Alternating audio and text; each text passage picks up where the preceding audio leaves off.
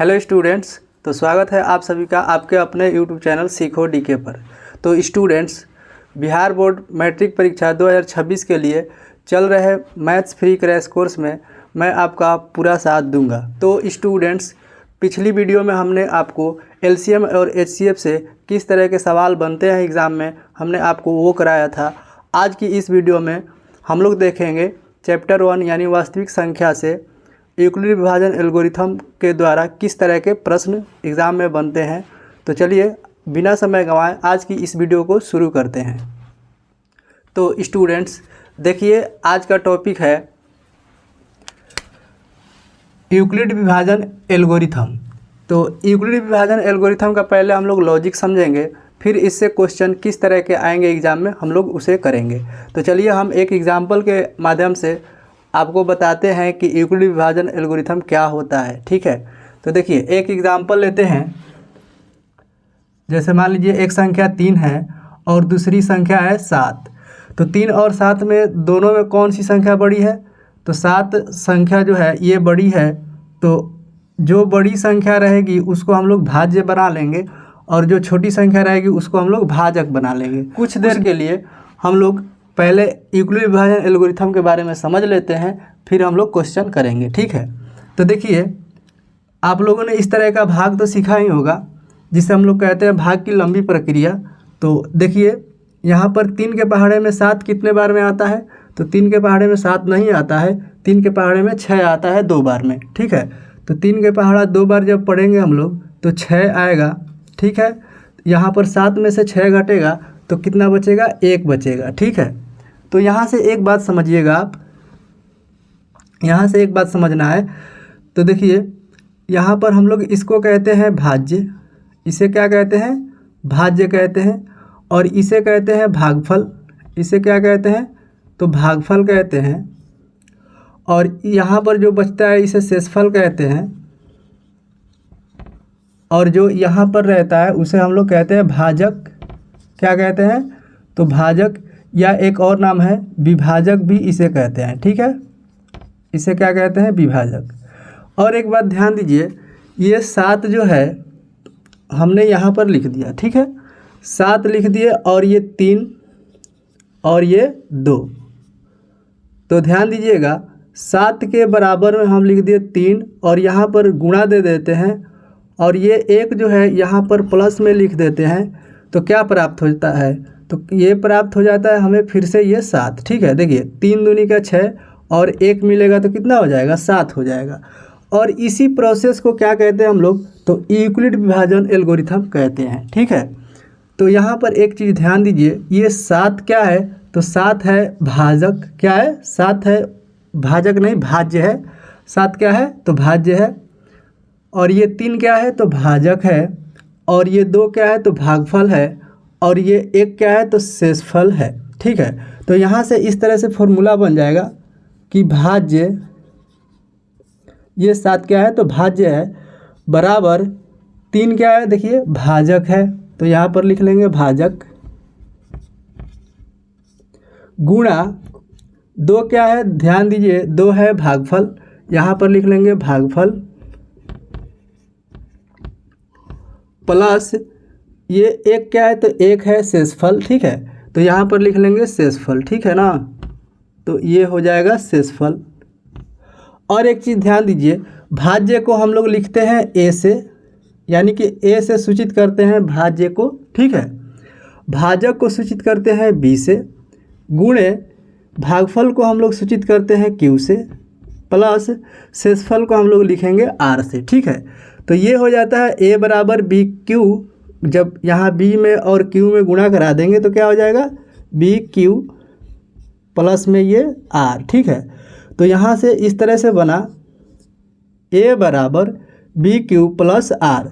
और यही होता है यूक्लिड विभाजन एल्गोरिथम। क्या हो जाता है?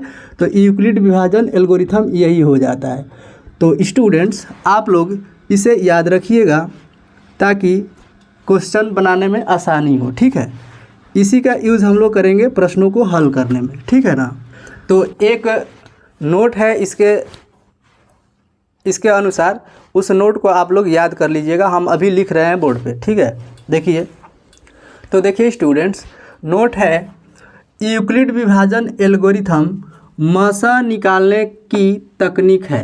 यानी कि इस नियम का हम लोग यूज़ कहाँ करेंगे, यानी इस एल्गोरिथम का यूज़ हम लोग कहाँ करेंगे, तो दो संख्याओं का HCF या दो से अधिक संख्याओं का भी HCF यानी मसा निकालने के लिए हम लोग यूक्लिड विभाजन एल्गोरिथम का उपयोग करेंगे। ठीक है, तो मसा कौन सा आंसर होगा इसमें, जैसे मान लीजिए हम इस नियम से अगर बनाते हैं क्वेश्चन को, तो यहाँ पर जो B है ना, जो B है इसी को हम लोग क्या कहेंगे, HCF कहेंगे यानी मसा कहेंगे। ठीक है, तो चलिए हम लोग इससे जुड़े प्रश्नों को हल करते हैं। ठीक है, देखिए स्टूडेंट्स, आज का पहला प्रश्न। ठीक है, तो देखिए ये है प्रश्न,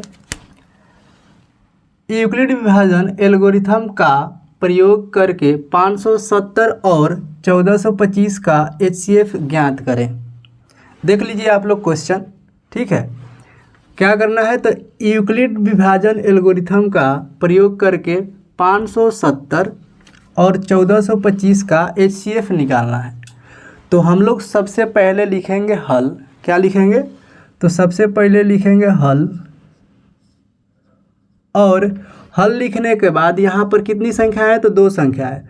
एक है 570, तो जो संख्या छोटी रहेगी उसको हम लोग क्या बना लेंगे, तो उसको भाजक बना लेंगे, और जो संख्या बड़ी रहेगी उसको हम लोग क्या करेंगे, भाज्य बना लेंगे। ठीक है, तो ध्यान दीजिए, ये है 570 और ये है 570, और ये संख्या को क्या रखेंगे, तो अंदर रखेंगे हम लोग, यानी 1425।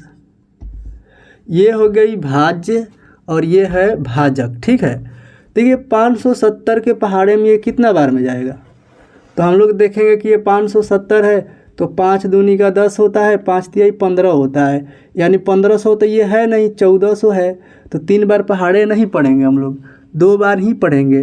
5 दूनी का 10 होता है, यानी 2 बार पढ़ेंगे तो क्या होगा, देखिए 2 से 2 में 0 में गुणा कराएंगे तो 0 होगा, 2 साते 14 के 4, 2 पंचे 10, एक हासिल लगेगा तो क्या होगा 11। ठीक है, यानी 1140 हो गया। अब यहाँ से हम लोग घटाएंगे, 5 में से 0 घटेगा तो 5, 2 में से 4 नहीं घटेगा तो 12 में से 4 घटेगा तो 8 होगा, 3 में से 1 घटेगा तो 2 बचेगा, और यहाँ 1 में से 1 घटेगा यानी ये तो कट जाएगा। ठीक है, और यहाँ से 285 देखिए 570 से छोटा है। जब ये छोटा हो जाता है तो हम लोग इसको भाजक बना लेते हैं, और इसको जो भाजक रहता है उसको हम लोग भाज्य बना लेते हैं। ठीक है, यानी यहाँ पर हम लोग लिखेंगे 570। ठीक है, अब देखिए 285 का पहाड़ा कितना बार पढ़ेंगे तो 570 आ जाएगा। देखिए ये 2 है ना, तो 2 दूनी का कितना होता है, 4 होता है, यहाँ पर 570 ही है। अब इसको 2 दूनी का 4 करेंगे तो ये 400 हो जाएगा, और ये 85 का डबल करेंगे तो ये 70 से ज़्यादा हो जाएगा। ठीक है, तो हम लोग क्या करेंगे, यानी कि 70 से ज़्यादा नहीं होगा, 70 के आसपास होगा। ठीक है, तो 285 के पहाड़े 2 बार पढ़ेंगे तो 570 ही आ जाएगा। देखिए 2 पंचे 10, 2 आठे 16, एक हासिल लगेगा 17, 2 दूनी का 4, एक हासिल लगेगा तो कितना होगा 5, यानी 570 हो गया। तो ये क्या हो जाएगा, कट जाएगा। ठीक है, तो हम लोग कह सकते हैं कि यहाँ पर 0 हो गया। ठीक है, तो अब हम लोगों को ये हल करना था यूक्लिड विभाजन एल्गोरिथम से, लेकिन हम लोगों ने क्या कर दिया, ये भाज्य विधि द्वारा बना दिए। लेकिन हम लोग यहाँ पर लिखेंगे यूक्लिड विभाजन एल्गोरिथम से, क्या लिखेंगे, चूँकि यूक्लिड विभाजन एल्गोरिथम से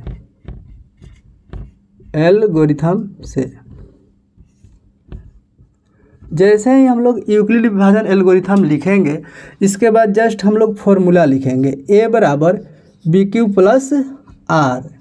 इस फॉर्मूले को आप लोग याद कर लीजिएगा। ठीक है, तो हम लोग यहाँ पर इसके बाद लिखेंगे स्टेप नंबर 1। क्या लिखेंगे, स्टेप नंबर 1। स्टेप 1 कहने का मतलब है कि पहली बार जब आपने इस 570 से भाग दिया था तो यहाँ पर भाज्य कितना था, यानी A कितना था, यहाँ पर q यानी भागफल कितना था, और ये भाजक यानी कि भाजक को हम लोग b कहते हैं, ये कितना था, और यहाँ पर जो शेषफल आया था, शेषफल का मान वो कितना था। ठीक है, तो ये हो जाता है इतना स्टेप नंबर 1। ठीक है, तो स्टेप नंबर 1 में a का मान कितना है, तो ध्यान दीजिए a का मान हो जाएगा 1425। तो a का मान लिखेंगे 1425 बराबर b का मान कितना है 570 है, तो यहाँ पर 570 रखेंगे। फिर गुणा q का मान कितना है, तो देखिए q का मान है 2, यहाँ पर रखेंगे 2। फिर है प्लस लिखेंगे। r का मान कितना है, देखिए r का मान है 285, यहाँ पर लिखेंगे 285। ठीक है, उम्मीद करते हैं कि आप लोगों को बहुत ही अच्छे से समझ में आ रहा होगा। ठीक है ना। अब देखिए यहाँ पर स्टेप नंबर 1 तो कंप्लीट हो गया। अब यहाँ पर लिखेंगे स्टेप नंबर 2, यानी कि आपने दूसरी बार क्या किया। दूसरी बार में यहाँ पर देखेंगे कि ये a हो जाएगा, और दूसरी बार के लिए ये वाला संख्या जो है b हो जाएगा, और यहाँ की संख्या जो है ये q हो जाएगी, और यहाँ की संख्या क्या है, यहाँ तो कुछ नहीं है यानी कि 0 है, 0 यानी कि ये संख्या जो है r हो जाएगी। ठीक है, तो यहाँ पर हम लोग लिखेंगे a का मान कितना हो गया, तो 570, यहाँ पर रखेंगे 570 बराबर, इसके बाद लिखते हैं b, यानी b कितना है, देखिए दूसरा स्टेप में b देखेंगे तो ये वाला है 285 गुणे q कितना है, तो q है 2, यहाँ पर रखेंगे 2 प्लस r आता है, तो r का मान कितना है दूसरे स्टेप में, तो 0 है। ठीक है, तो हमने आपको बताया था कि a बराबर बी क्यू प्लस आर में जब शेषफल 0 आ जाएगा तब हम लोग b के मान को क्या कहते हैं, तो HCF कहते हैं। तो आप बताइए इसमें से शेषफल तो हो गया 0, जब शेषफल 0 हो गया तो b का मान कौन है, ये है b का मान। देखिए b का मान क्या है, तो 285। तो यहाँ पर लिखेंगे अतः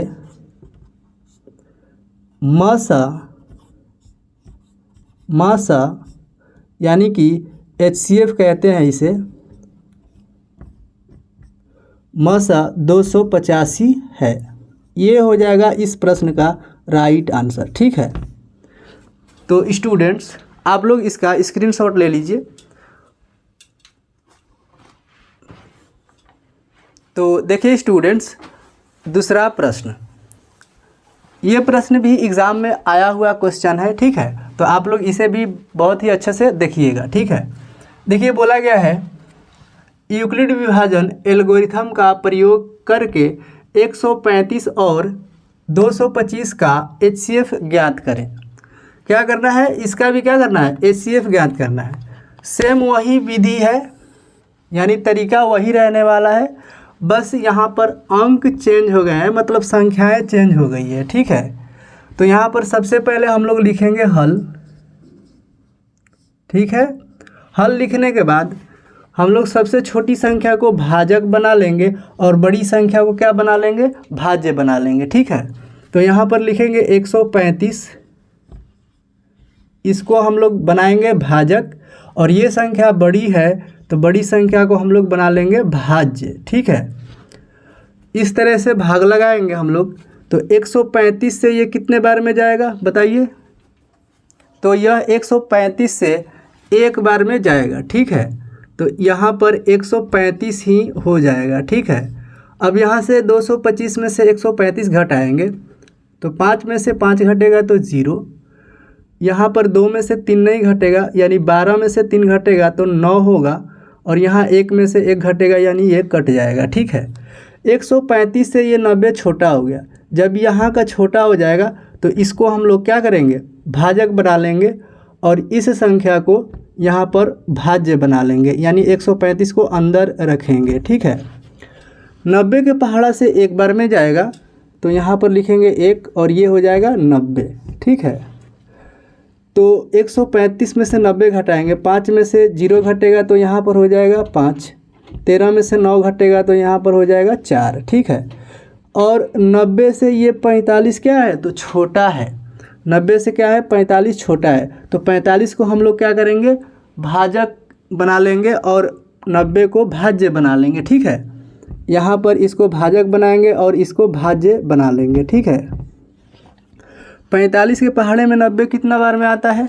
तो 90 2 बार में आता है। तो यहाँ पर लिखेंगे 2, 45 दूनी 90 और यहाँ से ये कट जाएगा, यानी यहाँ का शेषफल क्या हो गया? 0 हो गया। ठीक है, तो हम लोग इसके बाद, इस प्रोसेस के बाद हम लोग लिखेंगे, चूँकि यूक्लिड विभाजन एल्गोरिथम से, क्या लिखेंगे?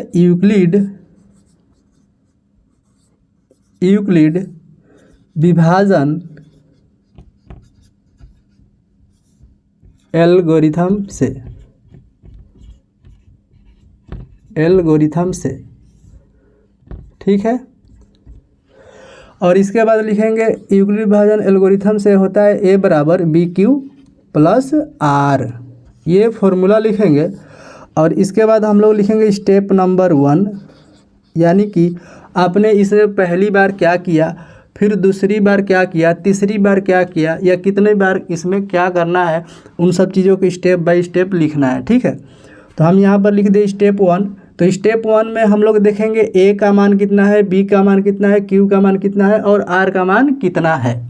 ठीक है, तो ये देखिए A है पहली बार, यानी कि ये भाज्य है, और ये भागफल है, भागफल यानी Q है, और यहाँ पर ये है भाजक, यानी इसको B कहेंगे, और ये है R यानी शेषफल है, तो इसको R कहेंगे। ठीक है, तो पहला स्टेप यहाँ से इतना क्लियर हो गया। ठीक है, तो हम लोग A का मान रख लेंगे 225, यहाँ पर स्टेप 1 में लिखेंगे 225 बराबर B का मान कितना रखेंगे बताइए? B का मान रखेंगे 135, यहाँ पर रख लेंगे 135।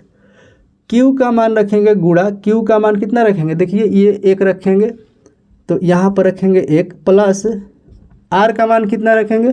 तो R का मान ये 90 रखेंगे। ठीक है, अब आते हैं स्टेप नंबर 2 के तरफ। तो यहाँ पर लिखेंगे स्टेप नंबर 2।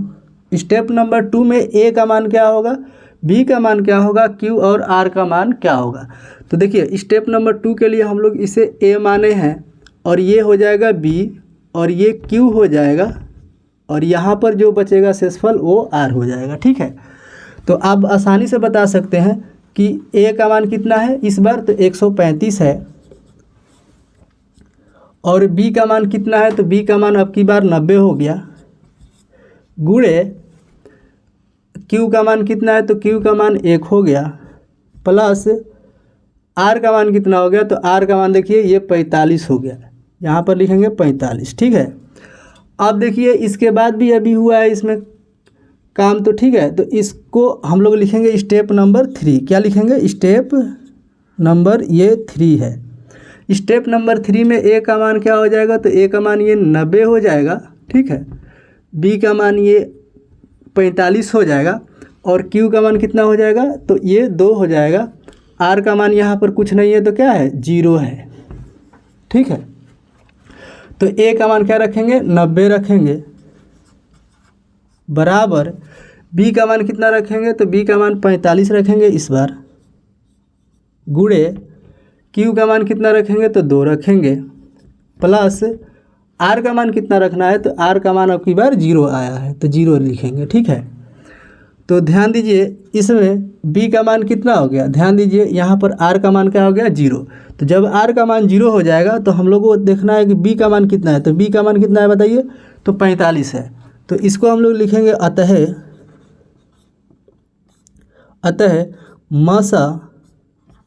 मासा यानी कि HCF बराबर 45। मासा बराबर कितना? तो 45, और यह इस प्रश्न का राइट आंसर हो जाएगा। तो स्टूडेंट्स आप लोग इसका स्क्रीनशॉट ले लीजिए और अच्छे से इन प्रश्नों को रिवीजन कर लीजिए, क्योंकि इसी तरह के प्रश्न एग्ज़ाम में आते हैं। ठीक है, और ये सारे के सारे क्वेश्चन जो है एग्ज़ाम ओरिएंटेड है। तो स्टूडेंट्स इस वीडियो में इतना ही, फिर मिलते हैं अगली वीडियो में बेहतरीन कॉन्सेप्ट और एग्ज़ाम ओरिएंटेड क्वेश्चन के साथ। तो चलिए, जय हिंद।